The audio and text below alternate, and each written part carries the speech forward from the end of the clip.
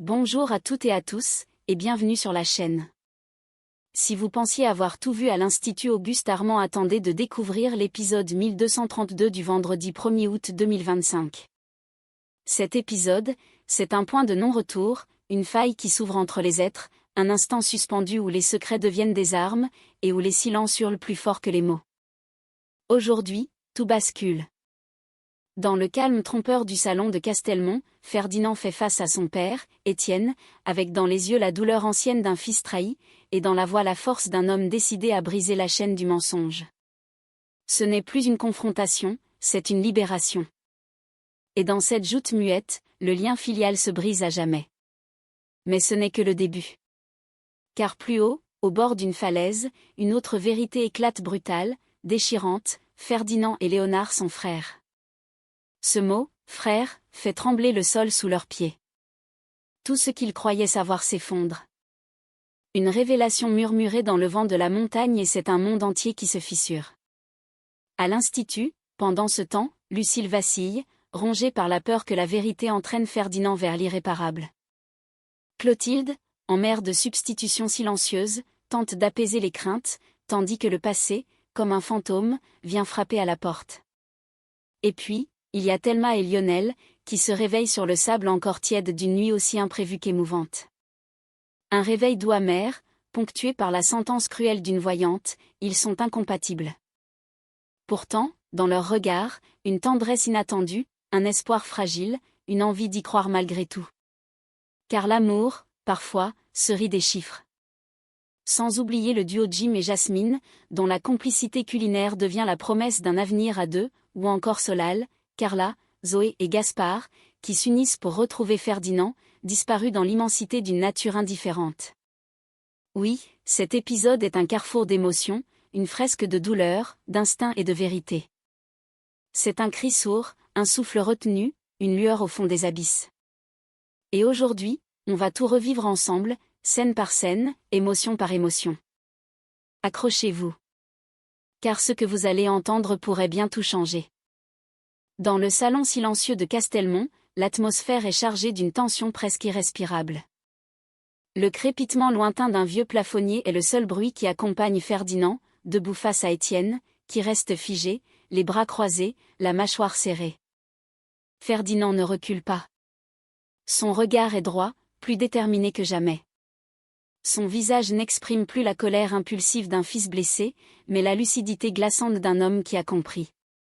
Toute ta vie, t'as été obsédé par les apparences. Ce que les gens pensent. L'image que tu renvoies. Il s'avance d'un pas. Mais tu vas déchanter. Parce que la vérité, elle finira par sortir. Et crois-moi, elle fera bien plus mal que quelques rumeurs. Étienne garde le silence, mais son visage se crispe. Son regard tente de percer celui de son fils, mais il sent qu'il est déjà trop tard pour l'intimider. Ferdinand poursuit, plus calme, presque froid. Je vais pas garder ton secret. Je vais pas porter ça pour toi. Tu m'as menti, tu m'as manipulé, tu m'as fait croire à une histoire que t'as construite de toutes pièces. Il s'arrête, puis lâche, les yeux brillants d'un mélange de défi et de douleur. C'est trop tard, Étienne. Un silence brut tombe, tranchant. Étienne ne dit toujours rien, mais son regard tremble, vacille une fraction de seconde. C'est suffisant pour que Ferdinand comprenne qu'il a visé juste. Quelque chose vient de se briser entre eux définitivement. Plus qu'un secret révélé, c'est un lien filial qui s'effondre. Et cette fois, aucune façade ne pourra réparer ce qui vient de se fissurer à jamais. Dans la lumière tamisée de la salle des professeurs, Lucille tourne en rond, visiblement bouleversée. Ses mains tremblent légèrement, ses yeux cherchent un point d'ancrage. Elle vient d'apprendre ce qu'elle redoutait depuis des semaines. Étienne lui a parlé. Il a fini par tout dire à Ferdinand. Étienne, debout près de la fenêtre, les traits tirés, lâche d'une voix lasse. Je n'avais plus le choix. Il savait. Il avait tout deviné. Lucille se fige. Ses yeux s'écarquillent. Tu lui as tout dit? Tu lui as vraiment dit? Il hoche la tête lentement. Lucille recule d'un pas, la gorge nouée, incapable de contenir l'angoisse qui monte en elle. Il va faire une bêtise. Je le sens, Étienne. Il est instable, impulsif.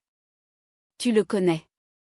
Il pourrait tout balancer, tout foutre en l'air juste pour te faire payer.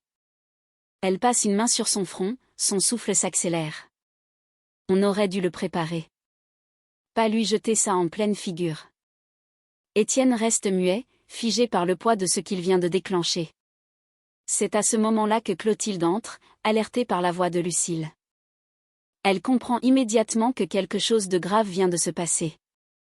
Elle s'approche, calme, solide comme une ancre dans la tempête. Qu'est-ce qui se passe?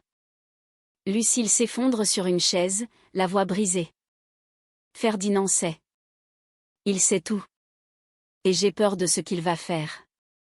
Clotilde s'agenouille doucement devant elle, lui prend les mains, les serre avec une douceur ferme. Une autre affaire de famille, hein. Elle tente un sourire, presque complice dans la douleur, puis ajoute. Viens. Je vais te faire un café. Tu ne peux pas affronter ça si tu trembles comme une feuille. Lucie hoche la tête, reconnaissante, le regard encore perdu. Et dans ce moment suspendu, Clotilde devient ce pilier silencieux qu'on ne demande jamais, mais qui sait quand il faut être là. Parce qu'au milieu des secrets, des lignées blessées et des vérités trop lourdes, il reste parfois juste la chaleur d'un café partagé. Et l'humanité discrète de celles qui savent écouter. Le soleil vient à peine de se lever sur la plage, et les premières lueurs dorées éclairent deux silhouettes allongées sur le sable, leurs vêtements éparpillés autour d'eux, mêlés aux canettes vides et à une couverture de fortune. Lionel ouvre un œil, encore embrumé. À ses côtés, Thelma s'étire doucement, les cheveux en bataille, le regard flottant entre malaise et amusement. Un silence un peu gêné s'installe, puis un éclat de rire léger jaillit. Thelma le brise. Bon, c'était clairement pas prévu. Lionel acquiesce, les joues un peu rouges. Entre deux bières et une discussion sur la voyante, on a dérapé. En beauté, ouais. Ils échangent un regard, puis haussent les épaules presque en même temps, comme pour se dire ok, c'est fait. Mais derrière l'humour, une question plane, et si ce moment incongru voulait dire quelque chose? Quelques heures plus tard, les voilà assis à nouveau dans le salon coloré de Rosalie, la fameuse voyante. L'encens brûle, les rideaux sont tirés, les cartes étalées. Rosalie, toujours aussi mystérieuse avec son châle violet et ses bagues qui cliquettent, les fixe avec sérieux. Vous voulez savoir si vous êtes des âmes sœurs? Thelma hoche la tête, un brin moqueuse, mais curieuse. Lionel tente de garder son calme, mais ses mains jouent nerveusement avec l'ourlet de sa manche. Rosalie sort une petite grille de chiffres, note leurs prénoms, leur date de naissance. Elle calcule, trace des lignes, marmonne quelques mots. Puis elle les regarde, droit dans les yeux. Selon la numérologie, vous êtes incompatibles. Silence. Thelma éclate de rire. Lionel fronce les sourcils. Incompatible? Genre, c'est foutu? Rosalie hausse les épaules, pleine de sagesse vague. Pas nécessairement. Mais vos énergies ne se répondent pas naturellement. Il vous faudra lutter pour vous comprendre. Beaucoup. En sortant, Thelma claque la porte dans un éclat de rire. On couche une fois sur la plage et on se fait recaler par les chiffres. C'est presque romantique. Lionel, un peu sonné, sourit à moitié. T'imagines? Même l'univers veut pas de nous. Mais dans leur regard complice, entre ironie et tendresse, il est déjà clair que les chiffres n'auront peut-être pas le dernier mot. Dans le salon lumineux de la coloc, baigné par un rayon de soleil d'après-midi, Thomas est affalé sur le canapé, les jambes en l'air, une main qui pianote nerveusement sur la coudoir. Il s'ennuie à mourir. Il a déjà ouvert 3 fois le frigo, scrollé son téléphone jusqu'à ce que ses pouces s'épuisent, et tenté une impro au ukulélé qui a failli rendre Jasmine folle. Exaspérée, celle-ci finit par lui tendre un livre à la couverture sobre, mais en anglais, avec un titre sérieux, Understanding ADHD Strategy for Adult and Teens. Elle lui jette un regard appuyé. Tiens. Lis ça. Ça va t'occuper au moins 1 heure voire toute la journée si tu bloques sur la préface. Thomas prend l'ouvrage avec méfiance, comme si elle venait de lui filer une bombe désamorcée. Il le feuillette, grimace à la première page pleine de mots longs en anglais, puis relève les yeux. C'est une punition? Jasmine lève un sourcil, mi-amusé, mi-sévère. Non. C'est un cadeau. Pour que tu comprennes que t'es pas le seul à avoir la bougeotte. Et que t'as pas besoin de la valider par tout le monde. Thomas se tait, pour une fois. Il regarde à nouveau le livre, puis le serre contre lui avec un air presque touché. Peut-être qu'au fond, ce n'est pas seulement une façon de le faire taire mais une vraie main tendue. Une façon pour Jasmine de lui dire « Je t'écoute, même quand tu fatigues tout le monde ». Et ça, pour lui, c'est plus puissant qu'un test de QI. La maison semble enfin respirer un peu de calme. Amy va mieux, son énergie revient peu à peu, et Jim, soulagé, s'autorise à lever le pied. Ce soir, il ne se rendra pas au restaurant éphémère. Il en a besoin. Il en a envie. Naël, lui, est à la plage, entre les mains pas toujours expertes mais pleines de bonne volonté de tonton Milan, ravi de jouer les babysités du jour. Jasmine et Jim se retrouvent seuls à la maison. Un luxe. Une bulle. Un instant volé au tumulte quotidien.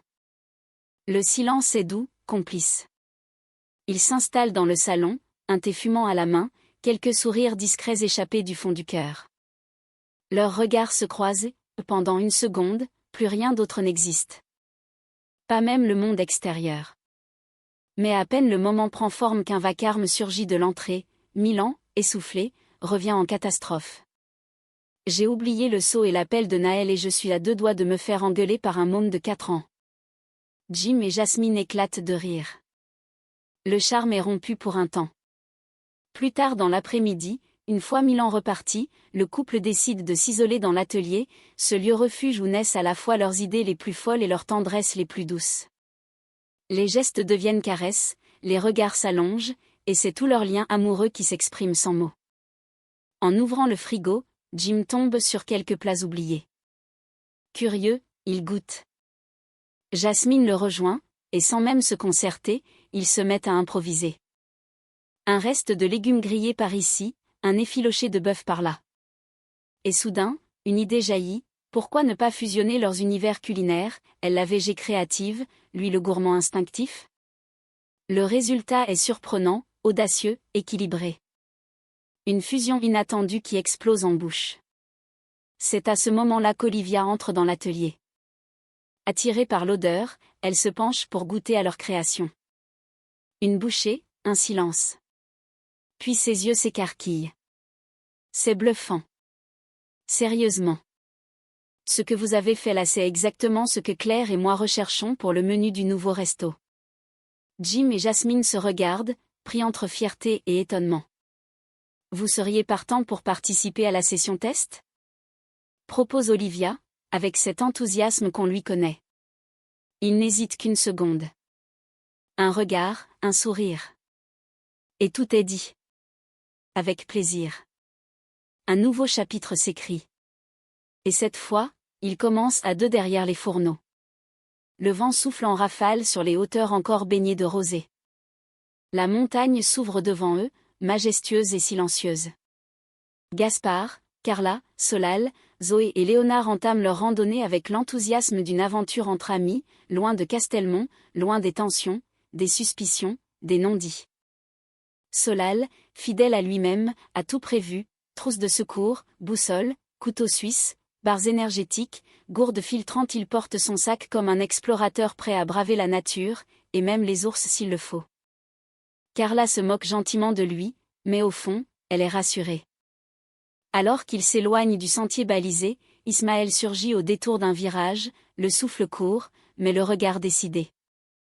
Il les rejoint sans un mot de plus. Il avait besoin de prendre l'air. Ou peut-être de ne pas laisser Léonard lui échapper tout à fait. Quelques heures plus tard, dans une montée abrupte, Léonard ralentit. Il marche aux côtés d'Ismaël, le regard perdu dans la végétation luxuriante. Tu sais le pendentif que porte Ferdinand. Je l'ai vu en cours de sport. Ismaël le regarde, intrigué. Et alors? Eh bien j'ai le même. Exactement le même. Un silence. Léonard ajoute, presque à lui-même. Il devait être unique. C'est ce qu'on m'a dit. Ismaël comprend sans qu'il soit besoin d'en dire plus. Quelque chose se tisse dans la tête de Léonard, un fil qu'il commence à tirer. Un fil qui mène et à Étienne. Plus loin, au détour d'un sous-bois, Léonard s'arrête net. Ses yeux tombent sur un pull roulé en boule, abandonné près d'un rocher. Il s'en approche lentement. Il le reconnaît aussitôt, c'est celui de Ferdinand. Ce détail anodin, cette simple pièce de tissu, devient soudain un signal d'alarme. À cet instant précis, Étienne, ailleurs, panique. Son fils n'est pas rentré. Son téléphone est injoignable. Quelque chose ne va pas. Il appelle Tessier et Clotilde, la voix tendue, les mots pressés, le souffle court. Puis, d'un geste fébrile, il compose un autre numéro, celui d'Ismaël.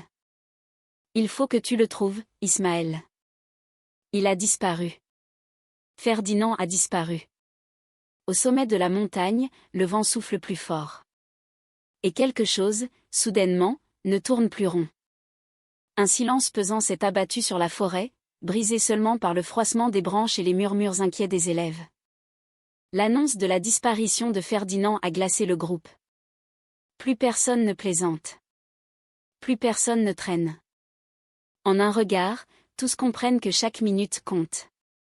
Solal prend l'initiative, avec le calme de celui qui garde la tête froide même quand le sol se dérobe.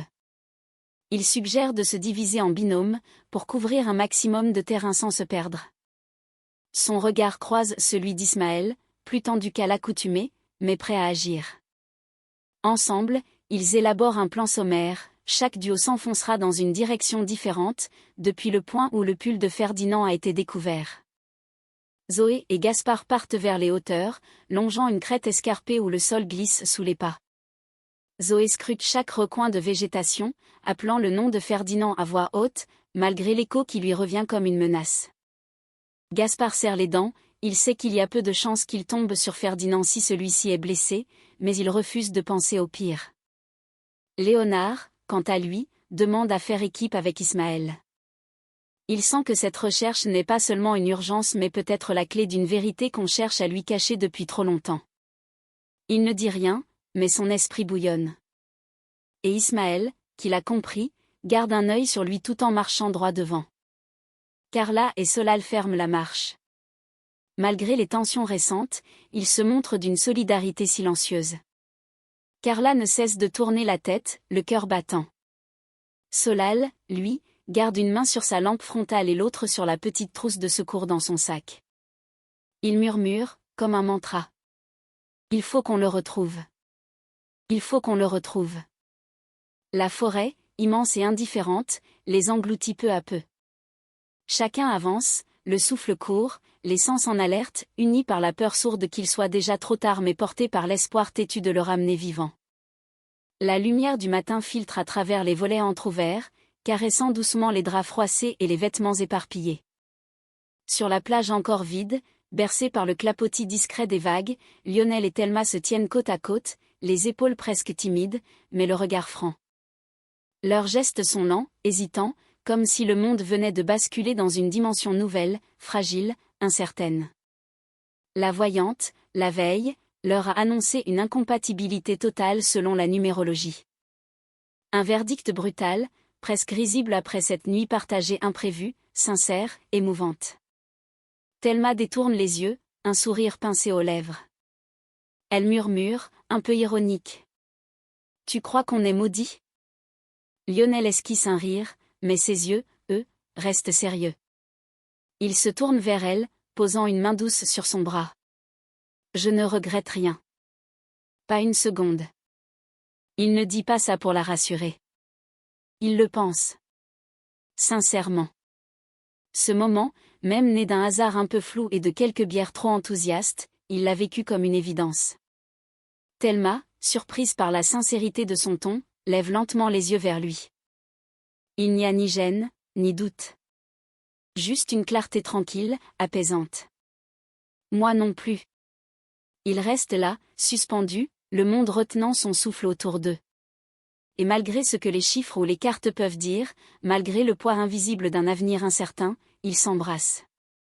Un baiser simple, tendre, presque grave. Comme pour dire, ce que l'on ressent vaut plus que toutes les prophéties. Le vent souffle fort au sommet de la montagne. Les arbres se courbent légèrement, comme s'ils murmuraient à l'oreille de ceux qui savent écouter. Léonard et Ismaël avancent prudemment sur un sentier escarpé, leurs chaussures crissant sur les pierres humides. Et soudain, au détour d'un virage, ils l'aperçoivent. Ferdinand est là, debout au bord d'une falaise, le regard perdu dans le vide, le visage ravagé d'émotion. Sa silhouette vacille légèrement, comme s'il portait un poids trop lourd pour lui seul. Léonard s'arrête net. Un frisson le traverse, de la nuque jusqu'au bas du dos. Il ne dit rien tout de suite. Il sent que ce moment est fragile, précieux, prêt à éclater à la moindre maladresse. C'est Ferdinand qui parle le premier. La voix brisée, pleine de larmes rentrées. « Je suis désolé, Léo, je sais plus par où commencer.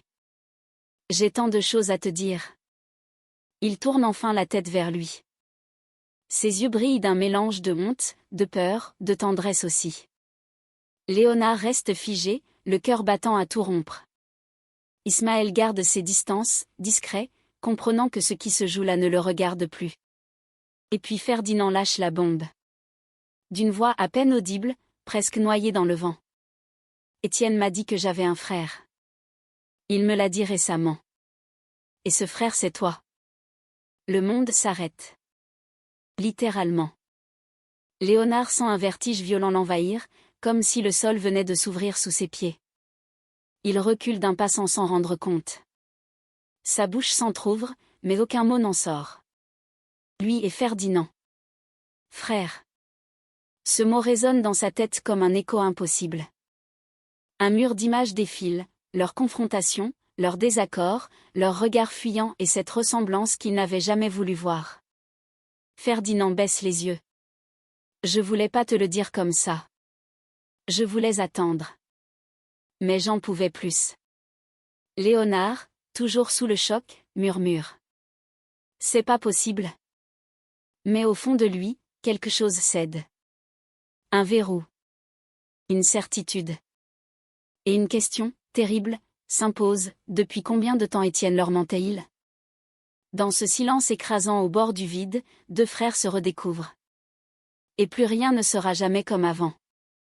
Et voilà, chers amis, l'épisode 1232 vient de refermer un chapitre qui, pour certains personnages, ne pourra plus jamais être rouvert.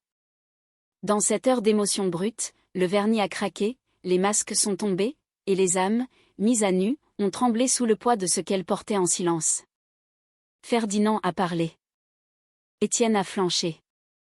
Léonard a découvert une vérité qui le redéfinit.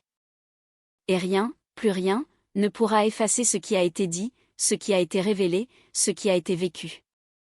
Deux frères, réunis par le sang mais séparés par le mensonge. Deux cœurs, Lionel et Thelma, que tout oppose mais que le hasard réunit. Un couple, Jim et Jasmine, qui trouvent dans la cuisine un langage d'amour, de création, de réparation. Et autour d'eux, une nature immense, une montagne témoin silencieuse de la douleur humaine. Une forêt qui devient théâtre d'espoir et de peur. Chaque pas, chaque regard, chaque mot prononcé aujourd'hui avait un poids. Une portée. Un sens. Dans cet épisode, ce ne sont pas les grandes explosions qui font trembler mais les silences pleins de vérité, les regards pleins de non-dits, les gestes qui disent « je t'aime »,« je te pardonne »,« je comprends » sans jamais prononcer un mot. Alors dites-moi, vous, derrière l'écran. Quel moment vous a le plus bouleversé ? Pensez-vous que Léonard pourra pardonner ? Et si, malgré tout, l'incompatibilité entre Lionel et Thelma n'était qu'un début et non une fin ? N'oubliez pas de liker, commenter et partager cette vidéo si elle vous a touché. Abonnez-vous pour ne rien manquer, car la suite s'annonce encore plus intense, plus dramatique, plus vraie que jamais. Merci d'avoir été là, merci de vivre ces émotions avec moi, et surtout n'oubliez jamais. À l'Institut, les secrets brûlent mais les vérités, elles, transforment. À très vite.